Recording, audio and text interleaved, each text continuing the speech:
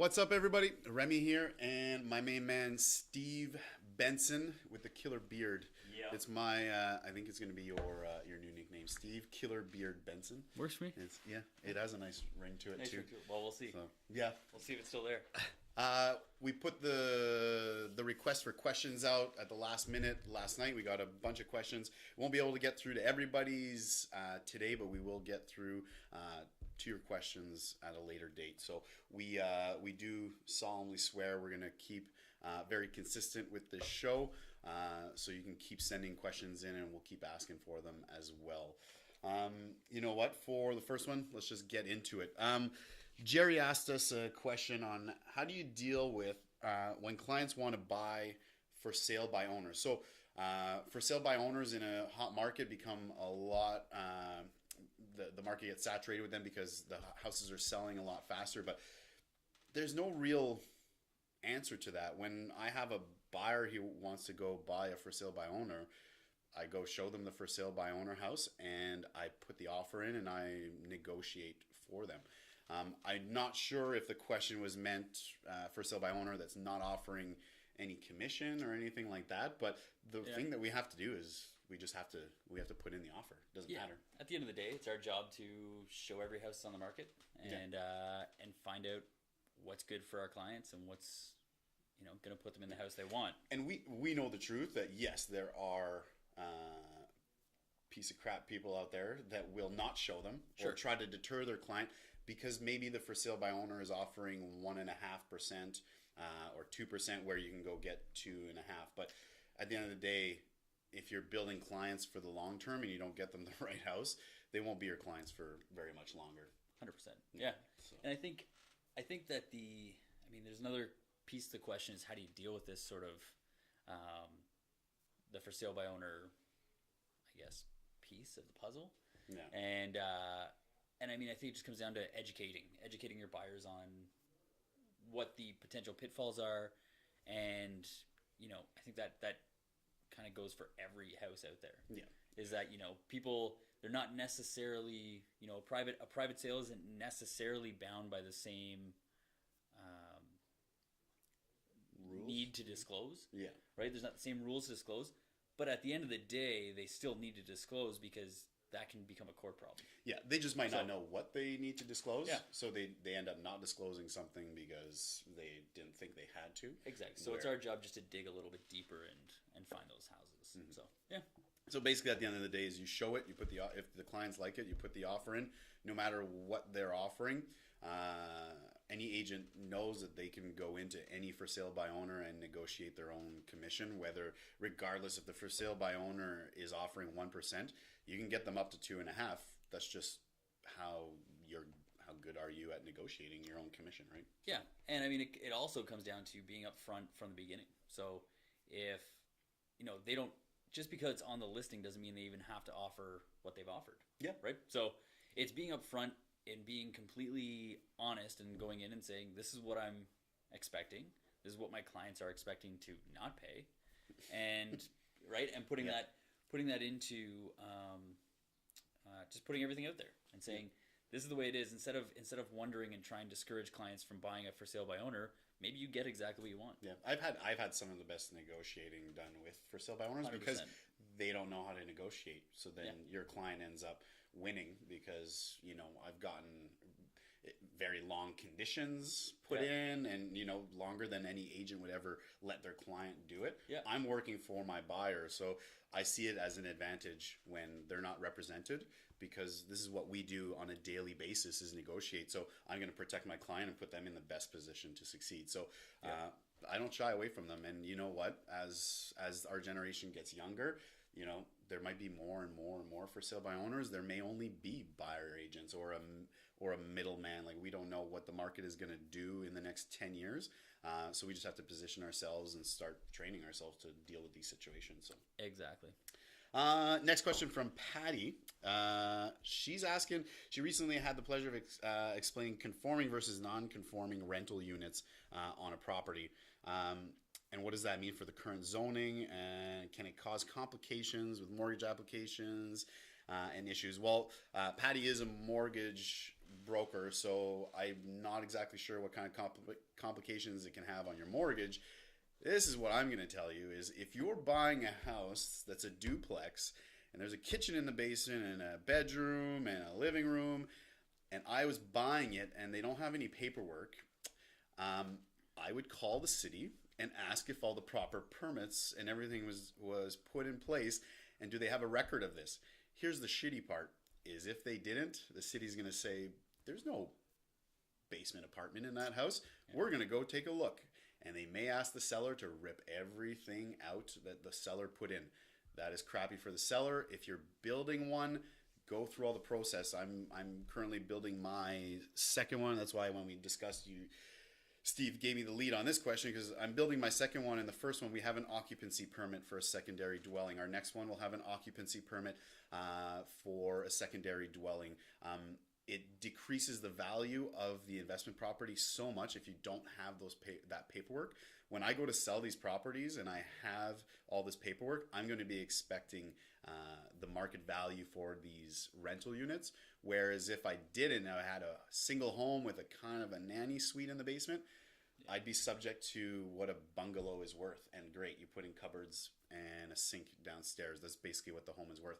It's not really seen as a two-level apartment building. So income generating, right? Yeah. So if you're building one or buying one, or just get the paperwork. Don't the people that try to save $500 on a permit or don't want to deal with the headaches are losing tens, 20, 30, $40,000 when they go to sell, because you're not listing it as income generating property. Yeah, and I mean, I think from the buyer perspective, a good rule of thumb is always to, when you go in, if it looks like garbage, then there's a good chance you need to do some more investigation. Yeah. Right?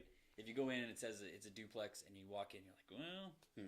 And don't get me, like, this has happened, like not even for just rental properties. When the owner does their own basement without a permit, it can backfire if someone goes and checks. Sure. We had an experience, not with my client personally, but a buyer did the inspection. The inspector said, you know what, I think that this basement was done by the owner. It's not done properly. Yep. They called the city. The city showed up, made him rip everything out. So the buyer backed away, and now the seller has a home to sell. And it's now an unfinished. It was a fully finished basement, and now you're selling a house with an unfinished basement because the city made you rip everything out. Yeah. So it will happen. A lot of properties sell without that issue because no one reports it. But the moment the city gets involved, you're gonna be begging for the city to pass you. So I've seen that experience as well, where the city comes in, they're like, you didn't get your permits. Change this and this. Change this, do this, put in this vent for your bathroom, and I'll pass you. But they could easily, you get someone on a bad day that just had a bad date the night before and got rejected, and then all of a sudden he's like, rip it all out. So you can be on the bad end of that. So just go through the city, get your permits, get the occupancy permit if you're actually doing multiple units, because not only for the fact that it's done right and it's legal, it's for the money at the end. When you go to sell that property, if you don't have those papers, people aren't going to give you the dollars that you are expecting. Yep. Next question from Angie. Top tips for people entering real estate as a career. It's fucking hard. Yeah, it's tough. Yeah, it's tough business. I mean, getting into real estate, so before you're getting to your brokerage, I would say talk to a few different ones. The route that I took was I went into one of the bigger brokerages, changed to another brokerage, and then found my home at a smaller, independently owned Ottawa-based brokerage here, and I think that worked for me. That worked in my previous life as well. Yeah. It was kind of the same path that I took, but you really need to find the right fit culturally for yourself. Because it's the different training and the different, like, you want to find, not everyone is meant to work with us either. We won't have, if there's 3,000 agents just in Ottawa. In Toronto, there's something like 45,000. There's 60 some thousand in Ontario. 2,000 probably. Yeah, exactly. when it crashes, all the part-timers are gone. But so it's a very competitive industry. The average agent sells, and this statistic may have changed because I've been saying it for a few years now. The average agent is about 5.5 homes a year. So if that's the average, for every agent that sells 40, there's how many are selling 0, or how many are selling 1. Like, and I've met agents that have been in the industry for 3 years, and their third year they sell 0 homes. Like, it's they're not new. They're they've passed their articling, they've done everything, like, and they're still not selling. It's a lot of people they see it as you do a transaction, especially the fast ones. It's funny on how many people they're like, I should get into real estate after when you've listed a house and it sells like in 2 days. And I understand. Like, I'm not going to be here and say that we make crap money. It is a lot of money when there's homes that sit on the market where we make. There's homes where we've calculated where we make like $6 an hour because we've put so much time and money and invested money into the properties. But people see it. They see it's so quick. It's so easy. I can do it. Selling and buying the homes is not the hard part. It's building a business. And when I was out speaking, like that's something that I live by. Is if you're getting into real estate as a career, it's not a job. You're opening up shop. You are opening up your business. Like, Steve works at Capital Homes Realty because he has to, because the real estate brokers. That sounds a little bit bad, but but I choose to be here. You choose to be here, but to be with a brokerage. You have to be with a brokerage. If the rule was thrown out the window, how many independent agents would just open up shop out of their house? Everyone. Why would I pay the brokerage? Why would I? Why I don't need the offices. Everything is done. Everything is going also to e-signatures and everything. So you have to understand that you're opening up shop. So don't just learn about real estate, learn about marketing, learn about business development, learn about client services, taxes. Like we were talking about, no one teaches anyone about taxes. No. So when you make $60,000 and you spend the $60,000, well, you still owe like $20,000 and the HST on your checks. The checks that come in, you're given the HST. You owe that back. So there's a lot of things that you want to learn as much as you can. It's not just about how the paperwork, the agreements, that's part of it. I would say that's about 10%, the biggest challenge. I mean, when I started, it was good to know, it was good information to have, but you don't really learn until you get into it, until you're doing it, right? So having that training at the brokerage is very important for a new agent, is to find a brokerage that's going to train you on the little things, on the minutia, on the how do you negotiate this, how do you do this form, what forms do you need, do they have a system in place that's going to help you look professional? A little different answer from you is find a brokerage that will give you the support, because a lot of the training that a lot of brokerages will give out is do this, like cold call, door knock, here, do these things, and you're like, so how do you build your business? And so you do want good training on how to build your business, not this is the way, this is the only way, follow this path, this is the path to success. Because for every agent that joins those brokerages, how many quit? Like if it was a simple formula that you do this, it works, no one would be leaving those brokerages because it works for everyone. But it doesn't work for everyone. But it's also how to build your business the way you are built, the way you are meant to do it. Some people are meant to cold call and door knock. Like, it's just they're born salesmen. Other people, there's farmers, there's hunters. You need to figure out which one you are and get the proper training. If you're a farmer, don't go somewhere where they like force you to be a hunter and force you to get on the phones. And I've had agents approach me and they're like, I hate doing this. I hate my job, but this is what they're telling me.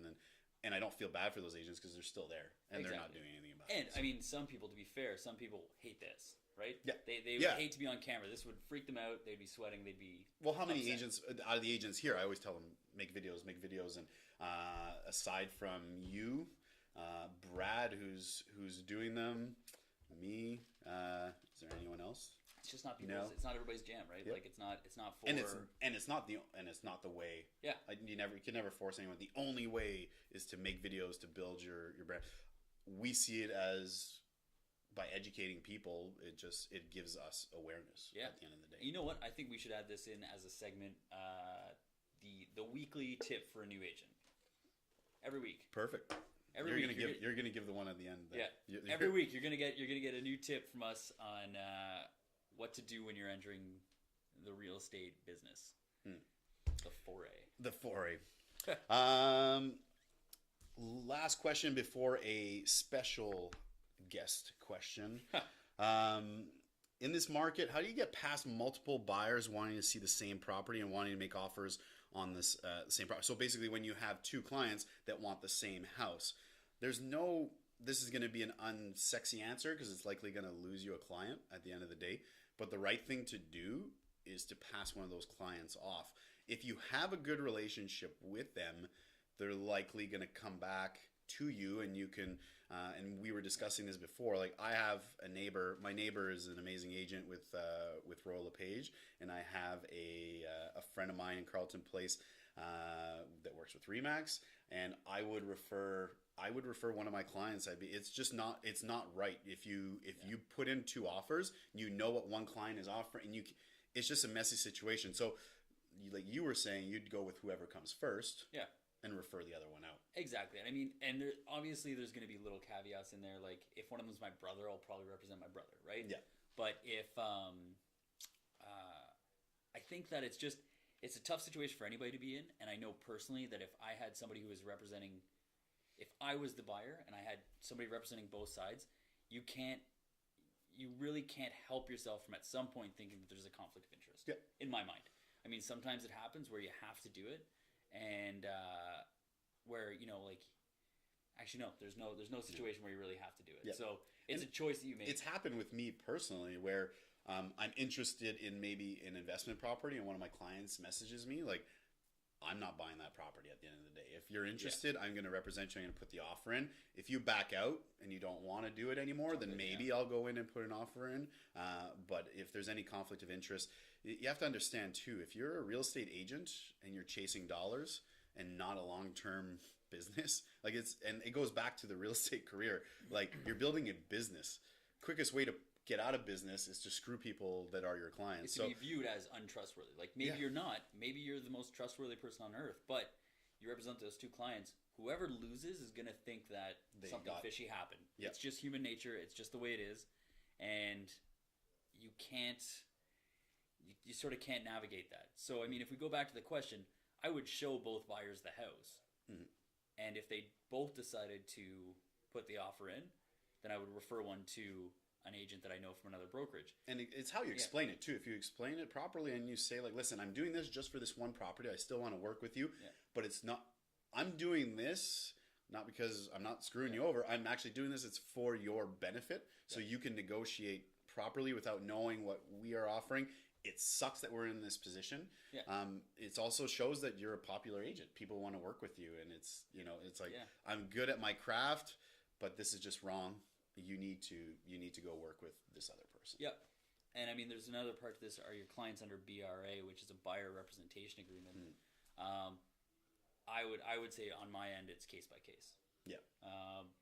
If I've just met someone, say my client, I get I have a client that's a long-term client. We've been searching, and then I meet someone at an open house, and they're like, "Hey, can you show me some properties?"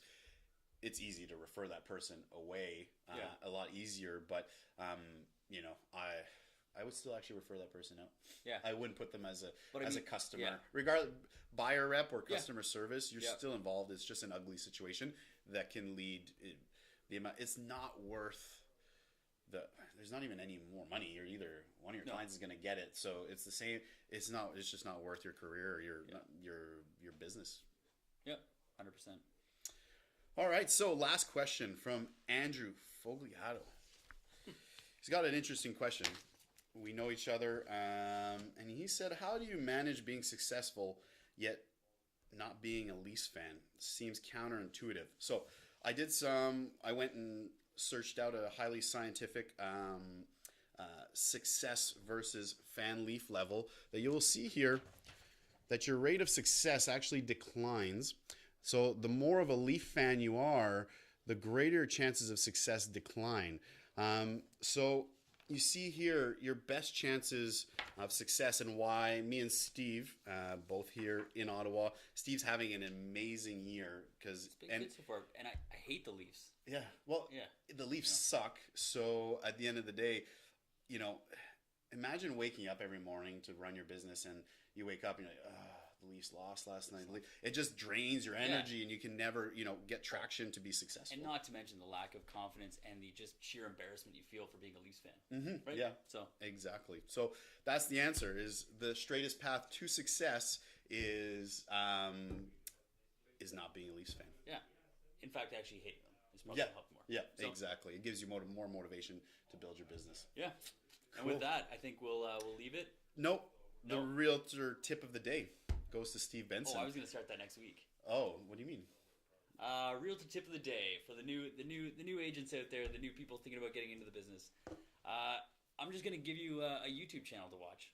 You should check out, or maybe start watching some Gary Vee. It's a good way to start. You're going to hate him to start with. Yeah. Full disclosure, this is the Gary Vee has the Ask Gary Vee show. We're definitely why reinvent the wheel. Full disclosure, we are going after this Q&A thing because it's proven to be successful, and it's proven a non-intrusive way for anyone, especially anyone that wants to get information on real estate. They often don't want to ask because it's followed up by like, oh, why are you selling a house? Yeah. Are you buying? Do you want me to? Can I put you on an MLS search? Like, do you want to go see these houses? And so they don't ask the questions. They don't get the answers that they need or they want because they might be 6 months away. But especially real estate is very much seen like the used car salesman. So there's just a platform that we're going to stay consistent with. So send us your questions, and you never have to use us. Yeah. I'm going to give another tip. Another tip. 2 tips. We're making. Or we might just turn this into the tip. And this is also the last time you will see this setting because we are moving out of this office Monday. So this is we're making our beautiful backdrop of Ottawa here. Of Ottawa. Yeah. This is the last episode we will ever do here because we're moving. So we're moving back to our East End and then to a new office hopefully as soon as possible. Shortly after that. Okay. Second tip. So we may actually just cut this in as the tip. Okay. What you need to do, I want to make it a little smaller. I want to make this tip small, manageable, bite size.